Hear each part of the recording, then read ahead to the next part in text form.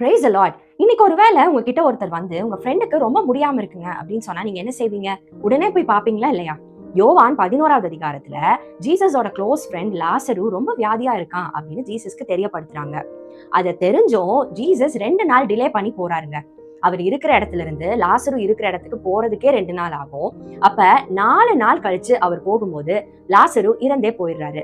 எதுக்காக ஜீசஸ் இந்த இடத்துல டிலே பண்ணாரு அப்படின்னா, ஒரு ரீசன் என்னன்னா, யூத ஜனங்களுடைய நம்பிக்கையின்படி செத்து போன ஒரு மனிதனுடைய ஆவி அதே இடத்துல 3 நாட்கள் உலாவி கொண்டிருக்கும். அது எந்த நேரத்துல வேணாலும் அந்த மனிதனுடைய சரீரத்துக்குள்ள புகுந்து உயிர் திரும்பி வருவதற்கான வாய்ப்புகள் அதிகமா இருக்கு அப்படின்னு நம்புறாங்க. ஒருவேளை ஜீசஸ் முன்கூட்டியே வந்து அற்புதம் செய்திருந்தாருன்னா அந்த யூத மக்கள் இயேசுதான் இந்த அற்புதத்தை செய்தார் அப்படின்னு விசுவாசிச்சிருக்க மாட்டாங்க.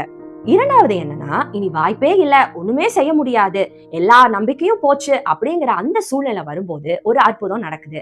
அப்படி ஒரு அற்புதம் நடக்கும்போது சுற்றியுள்ள ஜனங்கள் எல்லாம் இயேசு மேல அதிகமா விசுவாசம் வைப்பதற்கு ஒரு வாய்ப்பாய் இது அமையுது. பாத்தீங்களா? இத கூட இவ்வளவு கிரமமா நேர்த்தியா சரியான நேரத்துல கர்த்தரால பிளான் பண்ண முடியும்னு சொன்னா, உங்க வாழ்க்கையிலும் என் வாழ்க்கையிலும் எல்லாவற்றையும் அதினதன் காலத்துல நேர்த்தியாய் செய்ய கர்த்தர் வல்லமையுள்ள தேவனா இருக்கிறார். ஒருவேளை இன்னைக்கு உங்களுடைய வாழ்க்கையில சில காரியங்கள் செத்து போயிருக்கு, அதை உயிர்ப்பிக்க ஆண்டவராகிய இயேசு கிறிஸ்துவினால முடியுங்க.